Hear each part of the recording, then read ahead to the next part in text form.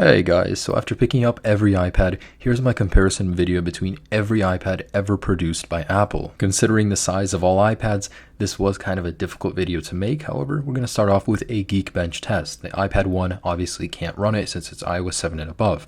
So we get the iPad 2 and iPad 3, which are matched surprisingly, and then it progressively goes up from there. While having the same specs, the iPad Air still beats the Mini 2. From here, we're doing a synchronized shutdown test on all devices. And the iPad 2 surprisingly does very well here. Now that may be because it has less things to load versus the newer generations, and then the iPad 1 follows the iPad 2, and the rest of the devices turn off at the exact same time. Yeah, sorry about the displays, by the way. You guys know how it is. The iPads are just fingerprint magnets. And of course the startup test, where we do try to synchronize it as accurately as possible with 4 people. However, the iPad Air does do very well here, of course. It does boot up first. After that, it gets a little bit surprising. The iPad Mini 2, then the iPad 1.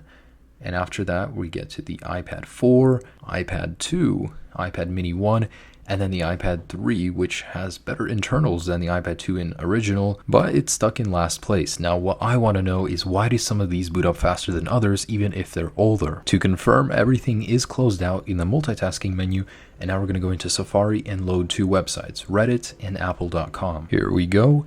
And it's almost instantaneous on all devices, just a ladder going straight down from the iPad Air all the way down to the original iPad. I was very surprised to see that because usually there's quite a bit of variation in which device loads the web page a little bit faster or slower than the other. Here it is for Apple.com. Boom, almost all instantaneous once again, and then the iPad 1 is stuck with iOS 6.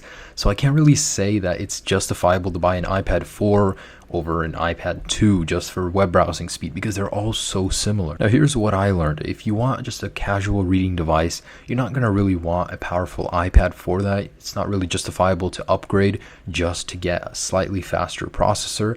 If you want gaming, just for raw power, then that means you are going to want to go for the strongest iPad, and I definitely recommend the iPad Air for that. Anyways, I hope you enjoyed this little comparison video. I always enjoy making these. Have a great day, guys. Peace.